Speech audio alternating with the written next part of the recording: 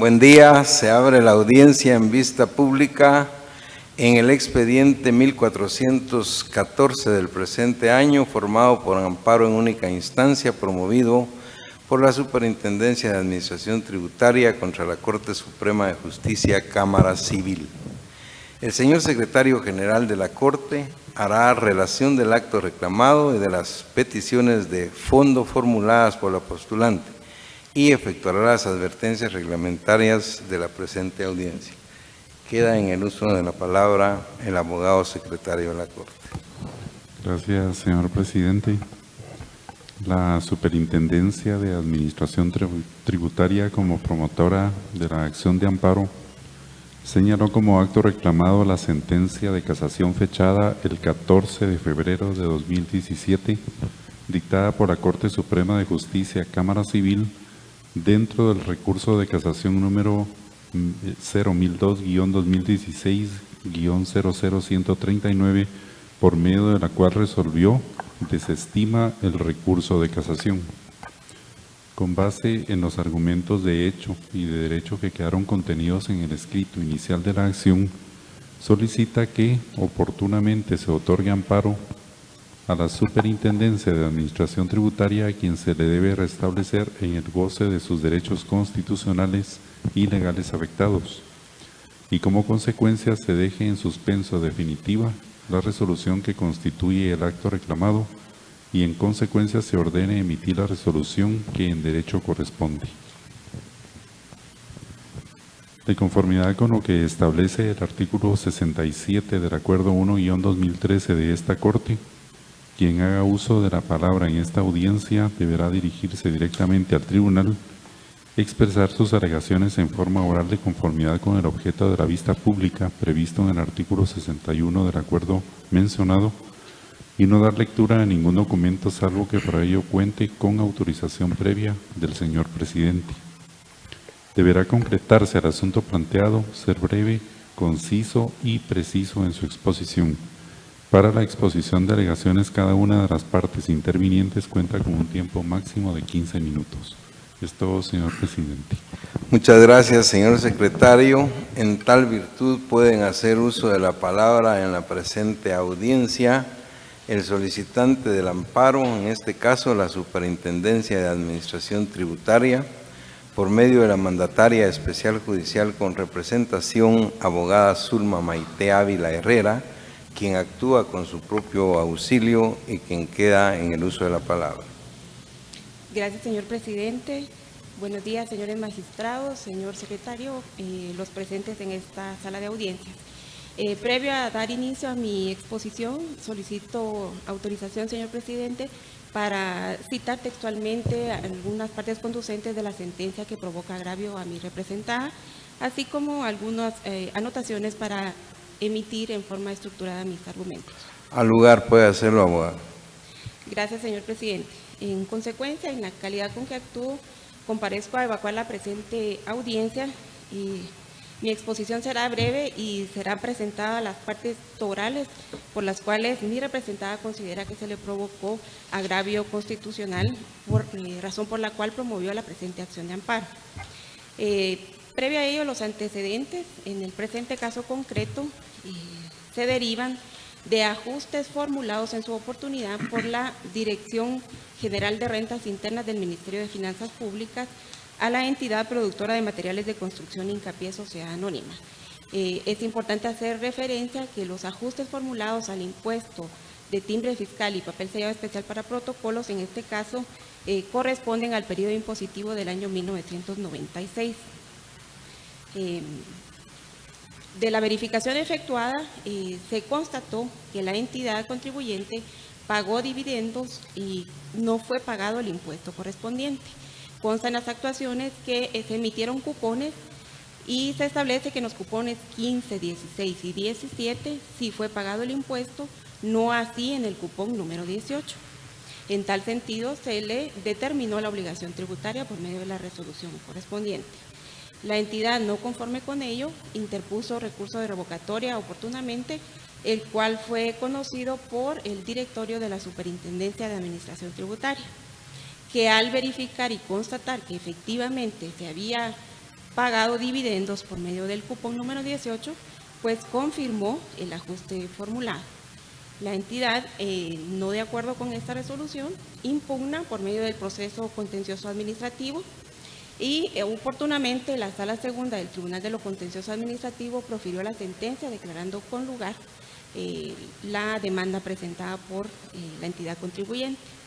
Mi representada no está de acuerdo con dicho pronunciamiento en virtud que la Sala Sentenciadora emite su sentencia aplicando indebidamente normas al caso concreto. En tal sentido, presenta recurso extraordinario de casación ante la Corte Suprema de Justicia, acto que causa agravio a mi representada por la siguiente circunstancia, que me permito leer textualmente la parte conducente de la sentencia. La sala en el fallo, la sala sentenciadora, indica a la Corte Suprema de Justicia a través de la Cámara Civil, interpretó también el artículo 8 de la Ley del Organismo Judicial y lo hizo acertadamente en cuanto a la aplicación de las leyes en el tiempo, puesto que utilizó el decreto vigente, el cual es posterior a la base legal que aplicó la SAT para hacer los ajustes. Es decir, señores magistrados, que acá se evidencia que la sala sentenciadora utilizó normas, posteriores a la fecha en que se formularon los ajustes. Conocedores del derecho, el Tribunal de lo Contencioso Administrativo, con base en la juridicidad que debe revisar en los actos, debe resolver con base en las normas vigentes a la fecha en que fueron formulados los ajustes por parte de mi representada. En tal sentido, causa agravio constitucional a mi representada por una falta de tutela judicial efectiva al resolver el asunto con base en normas que no estaban vigentes, tal como la misma sentencia de la Corte Suprema de Justicia a través de la Cámara Civil hace referencia. Posteriormente, el segundo aspecto que causa agravio a mi representada es la aplicación indebida que hace la sala del artículo 11, numeral 6 de la Ley del Impuesto de Timbres Fiscales y Papel Sellado Especial para Protocolos, porque este artículo refiere a la exención que se refiere al tráfico mercantil, a la emisión, al pago, a la suscripción, a la circulación, a la amortización y cualquier otra transferencia que se haga de acciones en sí misma. No así al pago de dividendos que se constató en el presente caso y que fue aplicado indebidamente este artículo. Y por último, causa agravio la sentencia emitida por la Corte Suprema de Justicia a través de la Cámara Civil, en virtud que el artículo 121 del Código de Comercio se encuentra en algunos casos hace referencia a los cupones, pero dichos cupones en sí, la exención es en sí al tráfico mercantil como he referido, no así al pago de dividendos. Me permito también citarles, señores magistrados, el criterio que ha sido sostenido por esta honorable Corte, en el cual dentro de los expedientes 65-2014 y 2628-2016 se ha pronunciado en tal sentido, que hay una aplicación indebida del artículo 11, numeral 6 de la Ley del Impuesto de Timbres Fiscales y Papel Sellado Especial para Protocolos. En consecuencia, mi representada, al provocarle este agravio, ha acudido a esta instancia no como una instancia revisora ni como una tercera instancia. Definitivamente se le ha causado agravio al advertir que no hay una tutela judicial efectiva. Al aplicar normas que no correspondían, también se vulnera el debido proceso y el derecho de defensa de mi representada, y por esa razón acude a solicitar que se otorgue la protección constitucional solicitada y se ordene a la Corte Suprema de Justicia emitir la sentencia que en derecho corresponde, aplicando el criterio sostenido por esta honorable Corte. Gracias, señor magistrado. Muchas gracias, abogada Ávila Herrera. Continúa la audiencia con la intervención del requirente de la vista pública. que es la entidad Productos Mineros de Guatemala, Sociedad Anónima, por medio del mandatario general judicial y administrativo con representación, abogado Otto Daniel Ardón Méndez, quien actúa con su auxilio y quien queda en el uso de la palabra. Muy buenos días, honorables magistrados, señor secretario general y demás abogados presentes el día de hoy. El día de hoy comparezco ante esta honorable Corte de Constitucionalidad en el ejercicio de la representación con que actúo en representación de la entidad Productos Mineros de Guatemala, Sociedad Anónima, entidad a quien a lo largo de la presente diligencia me referiré simplemente como Prominas, con el objeto que el día y hora señalados para la vista de la presente acción constitucional de amparo presentar los alegatos respectivos. Previo a presentar los mismos, solicito al señor presidente de esta honorable Corte de Constitucionalidad autorización para dar lectura durante la presentación de mis alegatos de ciertos preceptos legales que resultan aplicables. Al lugar puede hacerlo, abogado. Muchas gracias. Como primer punto, es importante destacar los antecedentes que dan origen a esta acción constitucional de amparo. La presente acción constitucional de amparo se origina de ajustes formulados por parte de la Dirección General de Rentas Internas del Ministerio de Finanzas a mi representada, específicamente al impuesto del timbre fiscal y papel especial sellado para protocolos. Es de hacer constar que el periodo fiscal al cual se realizan dichos ajustes es del 1 al 30 de septiembre del año 1996, aspecto que no fue referido en el memorial de interposición de la presente acción constitucional de amparo y que resulta fundamental para determinar el sentido de la misma. Los ajustes fueron efectuados derivado de una interpretación con base en la cual el Ministerio de Finanzas, a través de su Dirección General de Rentas Internas, consideraba que la distribución de dividendos por medio de cupones se encontraba gravada con el impuesto del timbre fiscal. Interpretación que, como expondré más adelante, resulta errónea. La SAT, la Dirección General de Rentas Internas, confirió audiencia a mi representada. Dicha audiencia fue evacuada y los ajustes fueron confirmados por la dirección referida. Posteriormente, en contra de dicha resolución en la cual se confirman los ajustes, mi representada interpuso recurso de revocatoria. Recurso de revocatoria que fue resuelto en sentido negativo por parte del directorio de la Superintendencia de Administración Tributaria. Derivado de esa resolución, mi representada promovió proceso contencioso administrativo en contra de la Superintendencia de Administración Tributaria. Dicho proceso contencioso administrativo fue conocido por la Sala Segunda del Tribunal de lo Contencioso Administrativo, sala que en ejercicio de su función de revisora de la juridicidad de los actos administrativos consagrada constitucionalmente, declaró con lugar la demanda promovida por mi representada. En contra de dicha sentencia, que declara con lugar la demanda promovida por mi representada, la Superintendencia de Administración Tributaria interpuso recurso ordinario de casación. Recurso ordinario de casación que fue promovido por dos submotivos. El primer submotivo era una supuesta aplicación indebida del numeral sexto del artículo 11 de la Ley del Impuesto del Timbre Fiscal, decreto 37-92 del Congreso de la República de Guatemala. El segundo supuesto o submotivo por el cual la Superintendencia de Administración Tributaria promovió dicho recurso de casación es violación del numeral octavo del artículo 2 de la Ley del Timbre Fiscal contenida en el decreto 37-92 del Congreso de la República de Guatemala. Resulta improcedente la acción constitucional de amparo promovida por la Superintendencia de Administración Tributaria en virtud de las siguientes razones. Como primer punto, la acción constitucional de amparo promovida por la Superintendencia de Administración Tributaria únicamente hace referencia a los antecedentes del caso.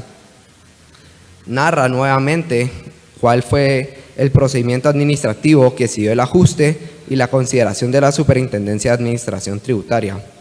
A pesar de que la Superintendencia de Administración Tributaria señala que han sido violados sus derechos de seguridad certeza jurídica, defensa y debida tutela judicial efectiva consagrados en el artículo 2, 12 y 203 de la Constitución Política de la República, no señala claramente cuál es el agravio, cuál es la forma en que sus derechos fueron violados, cuestión que en varios precedentes dictados por esta Corte de Constitucionalidad ha sido señalado que es esencial para que pueda ser procedente una acción constitucional de amparo.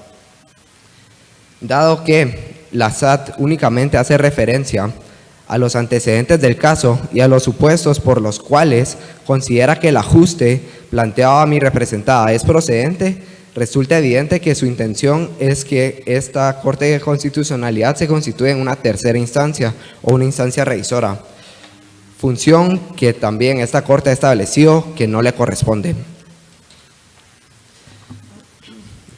Es importante también mencionar que la Superintendencia de Administración Tributaria hace referencia a dos precedentes, a la sentencia dictada dentro del expediente 65-2014 y a la sentencia dictada dentro del expediente 2628-2016, sentencias sobre las cuales me pronunciaré en un momento. A pesar de que no resulta procedente pronunciarse sobre el fondo, voy a hacer mención a los argumentos con base en los cuales el ajuste efectuado a mi representada fue desvanecido. La SAT indica que debe aplicarse al caso concreto el numeral 8 del artículo 2 de la Ley del Timbre Fiscal, el cual grava la distribución de dividendos. Es de hacer constar que ese numeral del referido artículo fue adherido a la Ley del Timbre Fiscal por el decreto 80-2000 del Congreso de la República de Guatemala, entrando en vigencia dicho decreto el 1 de enero del año 2001. Como indiqué anteriormente, el ajuste formulado por SAT es al periodo fiscal comprendido del 1 al 30 de septiembre del año 1996, momento en el cual el numeral 8 del artículo 2 de la Ley del Impuesto del Timbre Fiscal no se encontraba vigente y que resulta trascendental, puesto que esa es la base legal con base en la cual la SAT pretende que el ajuste debe ser confirmado. Es importante mencionar que el Código Tributario, en su artículo 7º, numeral 4, establece básicamente que la posición jurídica y las normas aplicables se determinan al momento del acaecimiento del hecho respectivo. Es decir, las normas que resultan aplicables al caso concreto es la Ley del Impuesto del Timbre Fiscal vigente en el año 1996. Es decir, sin la existencia del numeral 8 del artículo 2 de la Ley del Timbre Fiscal. Como segundo punto, es importante mencionar cuál es el objeto de los cupones. Como ya hice referencia, el ajuste se origina derivado de una distribución de dividendos a través de cupones, o como se puede decir, el pago de cupones. Los cupones son documentos que van adheridos o incorporados a las acciones y su único objeto es acreditar el pago de dividendos, ya sea en efectivo o mediante la emisión de nuevas acciones. Me permito citar la exención establecida en el numeral 6 del artículo 11 de la Ley del Impuesto del Timbre Fiscal. Están exentas del impuesto los documentos que contengan actos o contratos en los siguientes casos. Sexto, las aportaciones al capital de sociedades, la suscripción, la emisión, la circulación, amortización, transferencia, pago y cancelación de acciones de todo tipo de sociedades y acciones accionadas, así como sus cupones. La exención es clara, abarca pago de cupones. Por lo tanto, siendo que en este caso se pagaron dividendos mediante cupones, debe aplicar dicha exención. Como último punto, es importante mencionar los precedentes ya dictados por esta honorable Corte, a los cuales la Superintendencia de Administración Tributaria ha hecho alusión, es decir, las sentencias dictadas dentro de los expedientes 65-2014 y 2628-2016. Dichos precedentes derivan de ajustes formulados con posterioridad al 1 de enero del año 2000, es decir, cuando el numeral 8 del artículo 2 de la Ley del Impuesto del Timbre Fiscal ya contaba con vigencia. Por lo tanto, no resultan aplicables al caso concreto, puesto que de pretenderse aplicar los mismos, se estaría aplicando una disposición legal que no se encontraba en vigencia al momento de efectuarse el ajuste que da origen a la presente acción constitucional de amparo, violándose de esa forma derechos constitucionales de mi representada, siendo estos la seguridad y certeza jurídica. Con base en los argumentos anteriormente expuestos, debe denegarse el amparo solicitado por la Superintendencia de Administración Tributaria, por ser notoriamente improcedente. Muchas gracias. Muchas gracias, abogado Ardón Méndez. Finaliza la audiencia con la intervención del Ministerio Público a través de la Fiscalía de Asuntos Constitucionales, Amparos y Adquisición Personal por medio del agente fiscal, abogada Gilda Toledo Barrios, quien actúa con su auxilio y quien queda en el uso de la palabra. Muchas gracias, honorables magistradas, magistrados, señor presidente de la Corte de Constitucionalidad. La Fiscalía comparece dentro del expediente identificado por ustedes con el número 1414-2017 a cargo del oficial octavo de Secretaría, dentro del amparo en única instancia promovido por la Superintendencia de Administración Tributaria contra la Corte Suprema de Justicia, Cámara Civil. La interponente del amparo señala como acto reclamado la resolución de fecha 14 de febrero del 2017, por medio de la cual la Corte Suprema de Justicia, Cámara Civil, decide desestimar un recurso de casación interpuesto por la Superintendencia de Administración Tributaria contra una sentencia emitida por el tribunal, la Sala Segunda del Tribunal de lo Contencioso Administrativo, quien con fecha 30 de noviembre del 2015 declara con lugar la demanda contencioso administrativa promovida por la entidad Productos de Materiales de Construcción Sociedad Anónima. Indica la entidad postulante que la resolución que constituye el acto reclamado contraviene los preceptos constitucionales contenidos en la seguridad jurídica, certeza, derecho de defensa, tutela judicial efectiva. Indica que al momento de presentarse el recurso de casación fue clara al señalar cuál era el agravio que le causaba la resolución objeto de casación. En el presente caso, señores magistrados, para la Fiscalía de Asuntos Constitucionales es importante tener en cuenta lo establecido en el artículo 121 del Código de Comercio, el cual me voy a permitir, con autorización de ustedes, dar lectura. Puede ser. Sí, muchas gracias.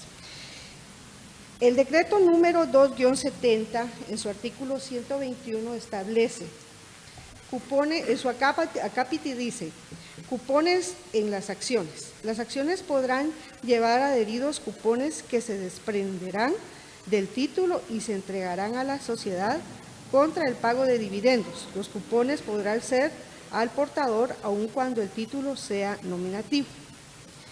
Este artículo, señores magistrados, de acuerdo a la interpretación que debe darse al mismo, se refiere a que los cupones que se encuentran adheridos en algunos casos a los títulos de acciones representan a los títulos de acciones o son utilizados para cobrar las utilidades o ganancias que el socio percibe.